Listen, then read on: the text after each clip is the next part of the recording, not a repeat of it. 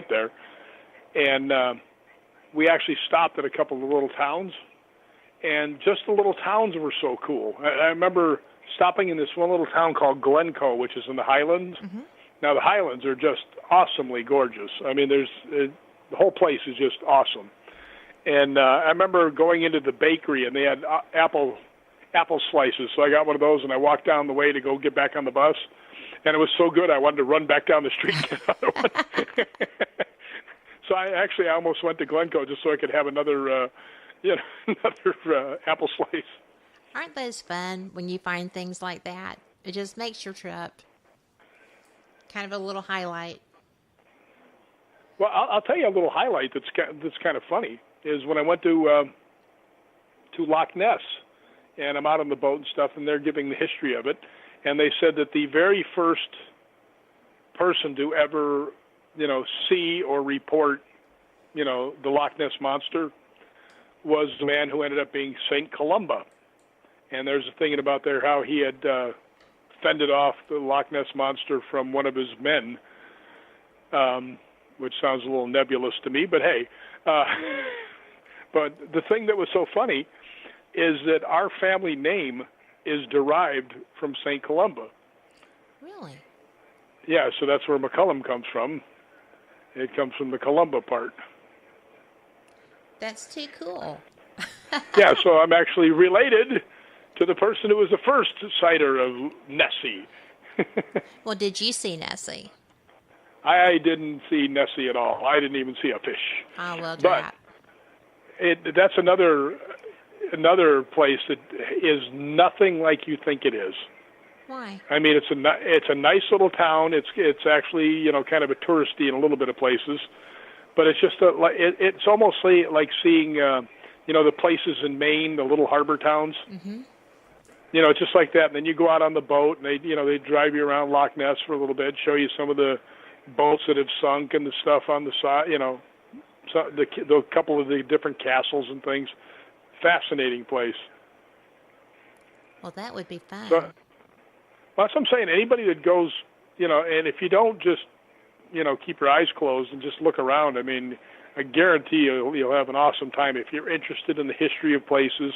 And I don't mean sitting there about the dates, but I'm just, when they say, I'll give you, for instance, when I was down in Roslyn, they said, oh, by the way, have you seen William Wallace's cave?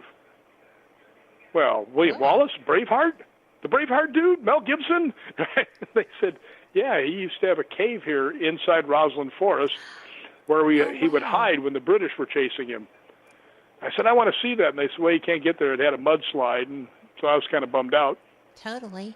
And then premier paranormal guy, Brian Harley, he came over to pick me up so we could go out to Hales Castle one night. So me and him and this girl, Carol Ann Hospira, I said, yeah, I really wanted to go to William Wallace's cave, but you can't get there. He said, sure you can. And I said, really? He goes, yeah. He says, you're going to be able to go through this guy's property. And I said, oh. And he goes, well, you got to have permission. I said, oh, okay. And he goes, but I have permission. Let's go. Oh, get out. So he took me right to the caves, and we went down in there. I mean, just being able to be in the same cave that William Wallace would be hiding in with the British storming all over Roslyn looking for him, was just awesome. That's goosebumpy stuff. That is awesome. Do you guys get goosebumps when they experience things like that? Because I do. I think it's so cool. I just stand there in awe sometimes, Yes. just imagining a little fire in there, and he's in this cold cave, which was bigger than you might think. It was probably about 500 square feet. Bigger than you'd think. That's quite a cave. But it was in the face of a cliff, so it was almost impossible to see. The people that were chasing him would be standing on top of the cliff looking out into the forest from up there, and he was right below them because you couldn't see the entrance from up above. Oh, wow. So he'd be in the cave right underneath them while they were all looking for him. The only way they ever got William Wallace is one of his friends ratted him out. Well, that's just not cool. At all. No, it's not. Yeah, but the really weird thing about William Wallace? Tell me. I mean, he's like their second biggest hero behind Robert the Bruce, right, in Scotland, and they will all tell you nobody knows what he looks like. Really? Now, how that is possible, I don't know. I mean, they had his head on a post for a month. I mean, somebody had to know what he looked like. Well, right? That would be a rather upsetting depiction, though. But there were never any Yeah. portraits or anything? No, they all say nobody knows what he looks like. And I've heard different places, and I've actually overheard different things. Like I'd gone to a couple other castles, and they had a bust of William Wallace. And I said, I thought nobody knows what he looks like. And the guy goes, yeah, this is just what they figured he looked like. He says, there's no descriptions of William Wallace anywhere. Oh, my gosh. But if you go to the William Wallace Monument and you see his sword, right? They figured out for a guy to be able to heft his sword and actually use that sword in battle, he had to be close to 7 feet tall. So he was a giant. Yeah, and Mel Gibson isn't. No, not even close. So that's kind of what they thought. But, you never know. You don't. But... And you know what? I apologize. I have to interrupt you again, and this is so fascinating. I hate to do it, but we have to take our 3-minute break. And we will be right back. And next week, or the next shows, we're going to have some interesting advertisements up here, so y'all will enjoy those as much as the music. We'll be right back.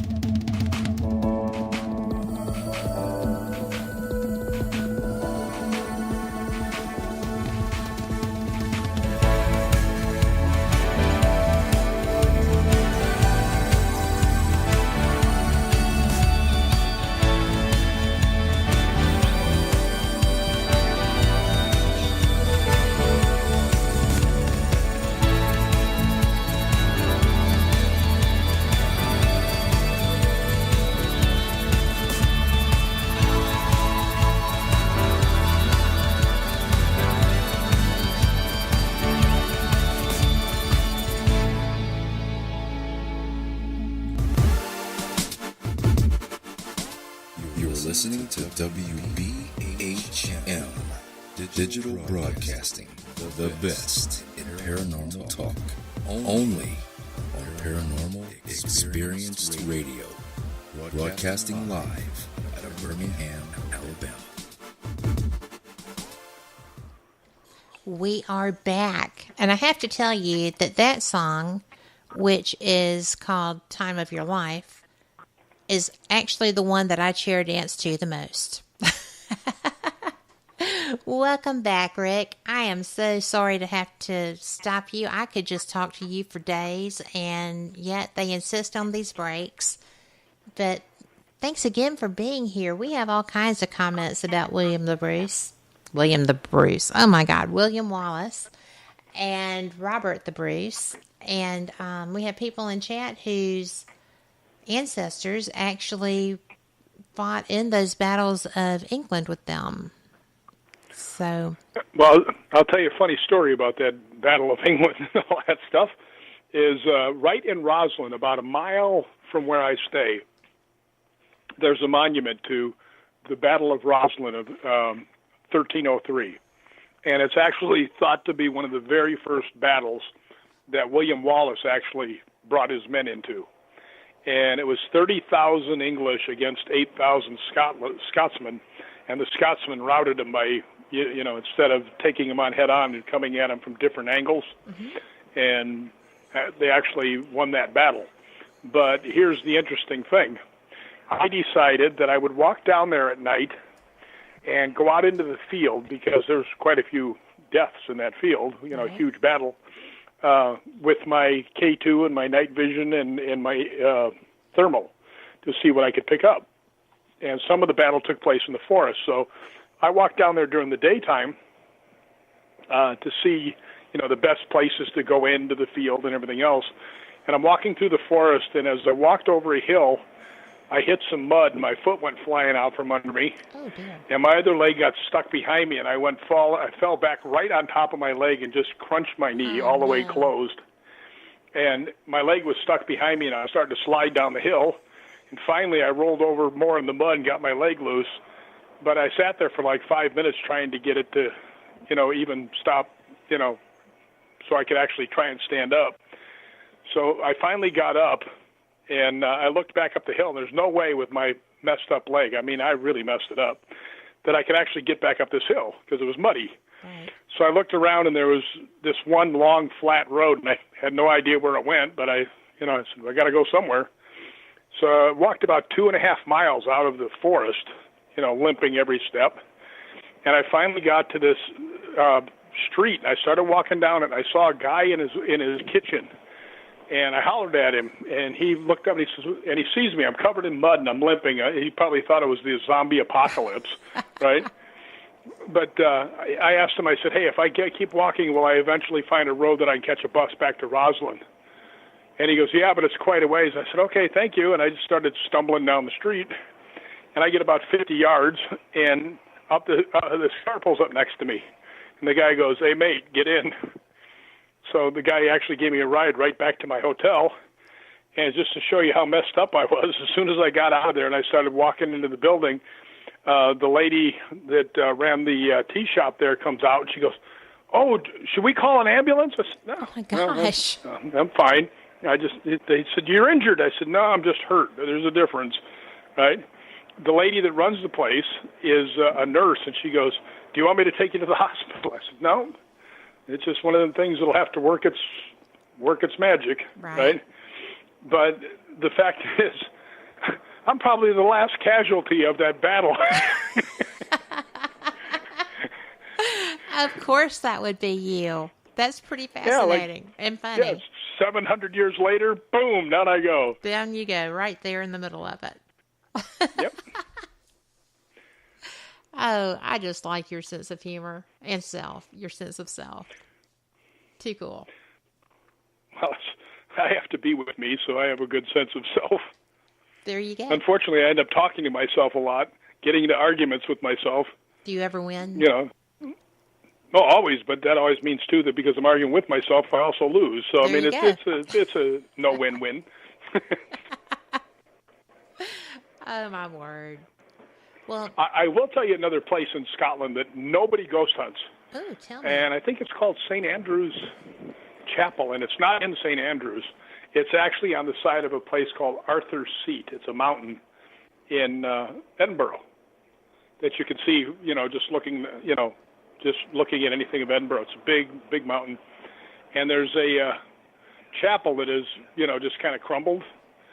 And me and Brian from Premier Paranormal had gone up there a year before and got all kinds of activity up at this place. We're there like 10:30 at night, and it looked like it was noon. So oh wow, we got actual responses to everything that we asked on the K2. And whenever I use the K2, I always double ask. So in other words, is there someone here? And it goes off. I'll say, okay. Is someone here? And if it goes up again, then I give it a little value because, if it works twice, then you probably got something. But got one of the most interesting K2 stuff up there. I mean, it was really